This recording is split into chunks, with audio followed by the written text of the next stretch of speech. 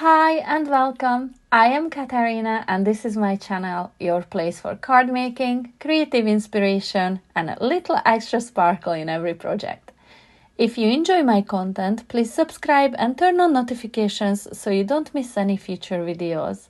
Let's jump into today's project, which is one of my inspiration cards which I created for Wow Embossing Powder for the brand new release by Seth Apter.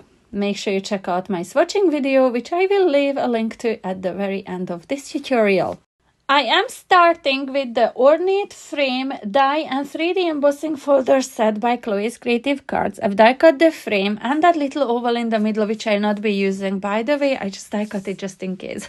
First, I am going to cover my white die cut frame in Wow embossing ink, just using the ink pad, and I'm dabbing the frame, making sure that I get a good coverage.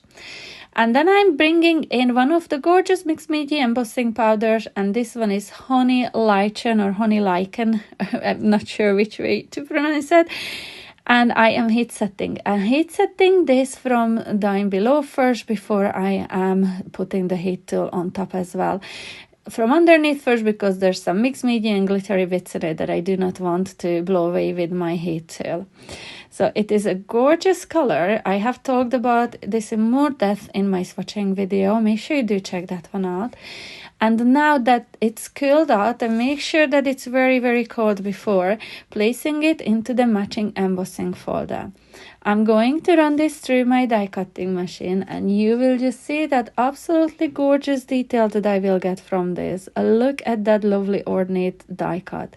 So it's double embossed, first with heat embossing and then dry embossing using the matching embossing folder that came with the die set. Next, I've die cut lots of flowers and foliages from white card using the Vivid Blooms die set by Spellbinders. Off camera, I will color these in using different shades of pinks and greens of Distress Oxide inks. And I also have some white bits left here, which I will heat emboss later on. To prepare my background, I cut white watercolor card to 5 3/4 of an inch by 7 3/4 of an inches. And I have embossed this with the Trellis background embossing folder by Chloe's Creative Cards. I am brushing my ink pad all across the raised areas and I am sprinkling white superfine embossing powder on top. Now, white heat embossing on white card, you might think that is pointless, but there's a reason why I'm doing this. We will be doing some gorgeous mixed media inspired background using heat resist technique. So once the powder is melted and cooled down, I'm bringing in some Distress Oxide inks, the pink shades of Kitsch Flamingo and Worn Lipstick. I am well watering those down and I am creating a water wash background and making sure that the brush strokes don't show in there. So I'm really watering it down and making it look real patchy. Then I brought in my Worn Lipstick Distress Spritz Spray and I have spritzed this all over across the surface and I am drying that with my heat tool as well. Using all the water and the heat on this piece of card really warped it. So to flatten it down, rather than using liquid glue, I am applying double-sided sticky adhesive across the entire back of this card, and this is what I will use to attach this to my card front. The card front measures 6 by 8 inches, and I have a white panel here just slightly smaller than that, measuring 5 7/8 by 7 7/8 of an inch. I am covering all 4 edges in Wow embossing ink. Then I'm using the Copper Veil embossing powder from the Find in Nature collection, which I will now heat set using my heat tool. Now, I know that this looks a bit messy in here, but we won't be able to see any of that because we will only be seeing the 4 edges behind our gorgeous pink panel that we've created earlier on.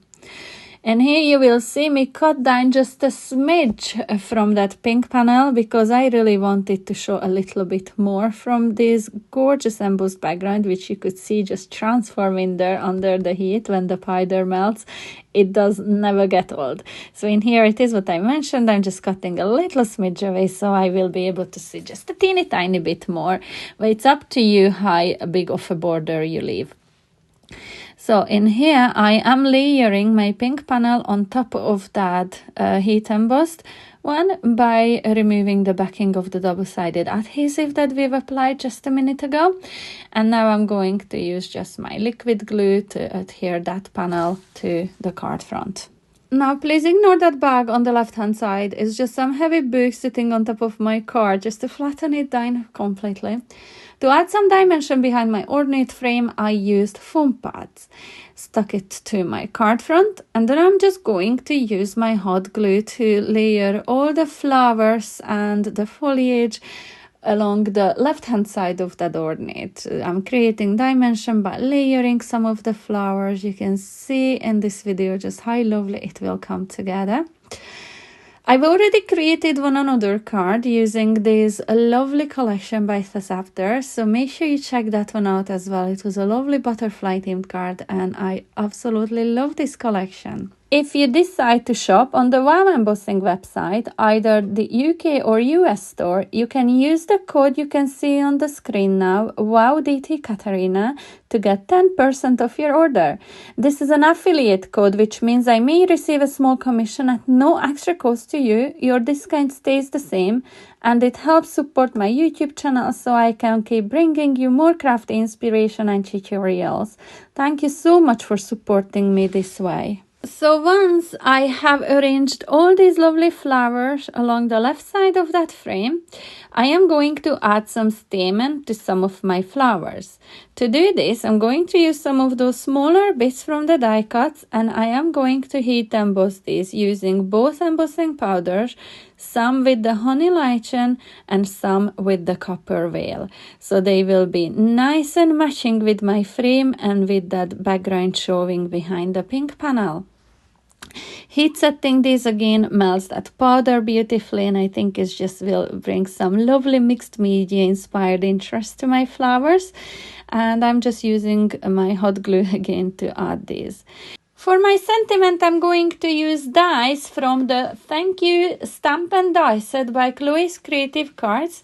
The scriptive writing I'm again going to heat emboss. I'm dabbing it into the Wow Embossing ink pad, and I'm going to use the copper veil embossing powder to sprinkle all over that one. It is this die set that I used, so the scripty and then one of the background dies. So I am covering this, as I mentioned, in the copper veil embossing powder, and I am going to heat set this using my heat tool. It will again melt the powder and turn it into gorgeous, shiny and very sturdy feeling embellishment. I love using heat embossing on my cards, as you would know, and this one is just no different. It looks so gorgeous against that white background there. But I did think that the white was a tiny bit just too stark, so I toned it down with a little bit of a pink ink on the end of my brush that just blends the background behind the sentiment into the background on my card just a little bit better, so I thought it was a much better fit for my card today. To raise this on foam pads, again, I'm just cutting it down to size so I can fit it behind the letters, and I am adding it to my card quickly off my desk. To add some finishing touches, I'm going to sprinkle some glitter on some of these flower petals, and this is the cotton candy, and I'm using dry clear glue with this one because once it dries back, all that whiteness will disappear and will leave me with some gorgeous, very subtle pink sparkle on the card. So this is a translucent glitter with a pink color to it, but because the pink underneath, it will show up like translucent glitter. It's just magic, honestly. It's so gorgeous. One last thing that I wanted to add to my card is some white pearls. I didn't want to add any new colors to this, so I went with white and I just scattered them all over that card, as you can see, cascading kind of from the top right towards the bottom left corner in there. I used pearls in several different sizes. I thought that was the perfect finishing touch to my card today. Here is some close-up footage of the finished project. I am in love. I think the soft pinks went just so well with the colors of nature that Seth Apter created for us in this gorgeous mixed media embossing powder pot. As I mentioned earlier on, I already have some other inspiration prepared and there's more tutorials coming up. I will keep adding them to the playlist that I will leave a link to at the very end of this tutorial. Make sure you check out those videos as well for some lovely inspiration. And as I already said, I love the pairing of pink with these mixed media embossing powders. I would love to read your thoughts though. What colors would you use? What would your preferred color combination be with the nature-inspired mixed media powders? Do leave me a comment in the comment section below, and as always I am so forever grateful for your support. So please do like this video. If you like what you see, share it with your crafty friends so they will be able to come and check out my channel as well.